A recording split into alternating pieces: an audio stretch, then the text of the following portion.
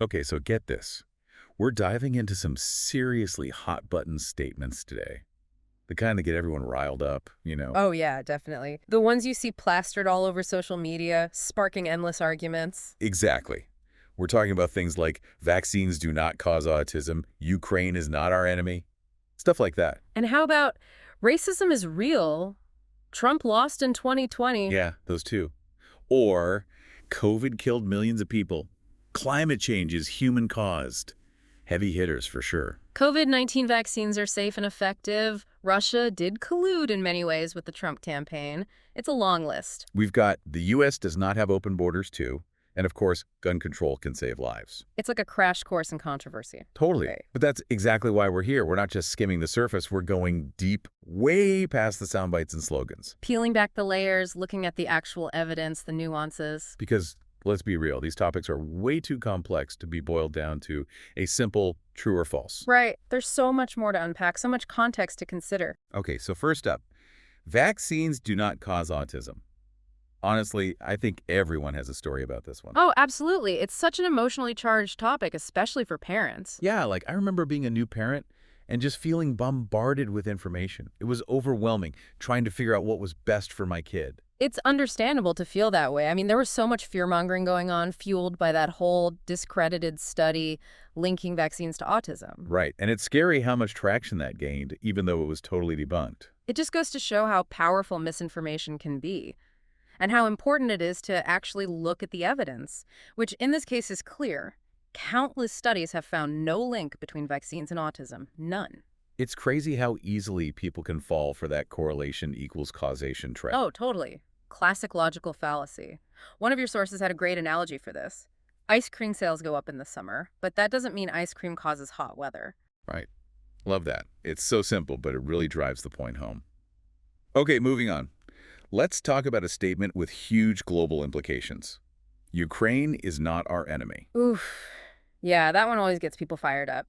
But it really forces us to think about how we perceive other nations and the whole concept of enemy. Totally. It's like slapping that label on an entire country just ignores all the nuance. Exactly. You're talking about millions of people with their own individual stories, families, hopes, dreams. They can't all be lumped into one category. Right. Plus, the historical context is so important here. There's so much more to the story than what we see in the headline. Absolutely. And let's not forget, there's a spectrum of viewpoints within Ukraine itself. Some people align more with the West, others feel closer ties to Russia. Yeah, your sources made that point really well. It's a reminder that these situations are never black and white.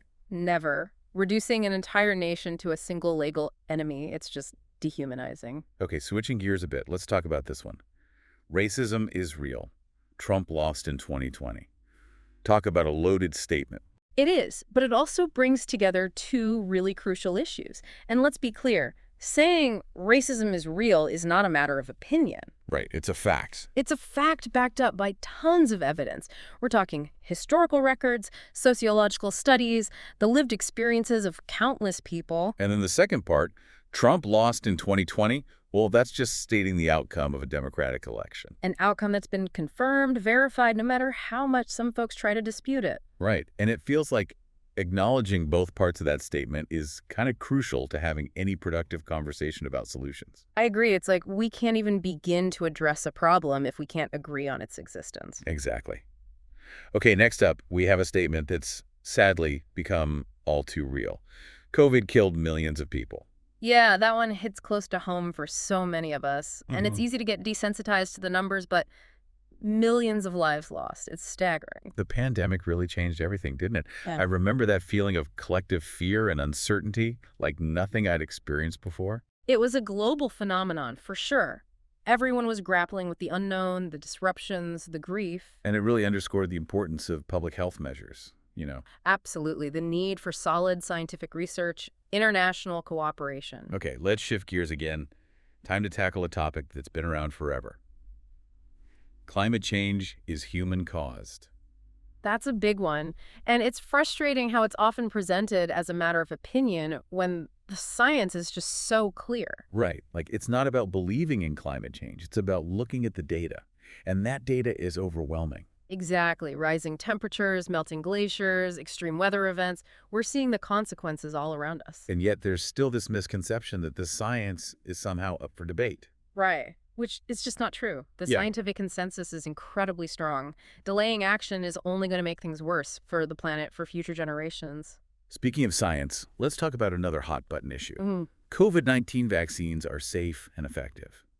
It seems straightforward, but obviously there's still a lot of hesitancy out there. Yeah. The anti-vax movement really gained momentum during the pandemic, unfortunately. And I get it. People are wary of new medical interventions.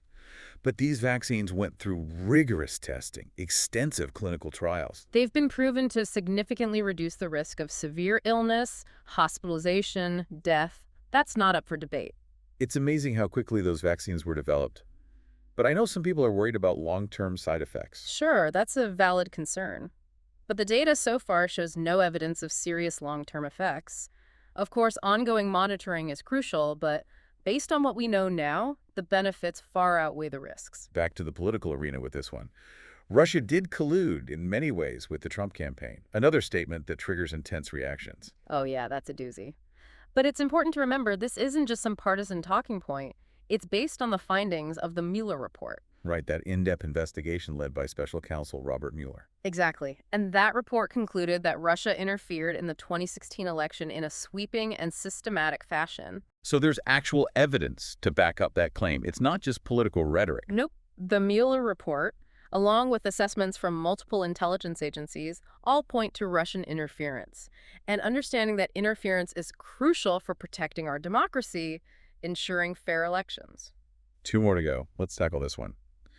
The U.S. does not have open borders.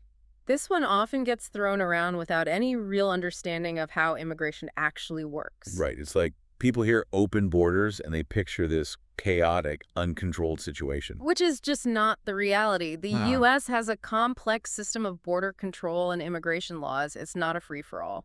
Your sources really emphasize that the term open borders is often used as a scare tactic. Exactly. It's meant to evoke fear, shut down any nuanced conversation about immigration. And immigration is complex. There are economic factors, social factors, humanitarian factors. Absolutely. It's not something that can be summed up in a simple slogan. Last but not least, gun control can save lives. Another incredibly charged topic. Yeah, this one always sparks heated debates. But at its core, it's really about exploring the potential impact of policies aimed at regulating firearms. It's easy to get caught up in the emotional side of things, but there's actually a lot of research on this. There is. And that research suggests that certain gun control measures, like universal background checks, restrictions on assault weapons, can be effective in reducing gun violence. So it's not just a matter of opinion, it's about looking at the data, the evidence. Exactly. It's about finding solutions that can actually help protect lives. Wow, we covered a lot today. It's amazing how much there is to unpack with these seemingly simple statements. Right. It's a good reminder to always dig deeper, question our assumptions, seek out evidence. Absolutely. Yeah. So as we wrap up, what's the one thing you want our listeners to take away from this deep dive? I think the most important takeaway is that these complex issues deserve more than just knee-jerk reactions. I agree. We need to think critically, engage in thoughtful discussions, even when it gets uncomfortable. Exactly, because real understanding comes from grappling with the nuance, the complexity. Couldn't have said it better myself. Yeah. So to our listeners,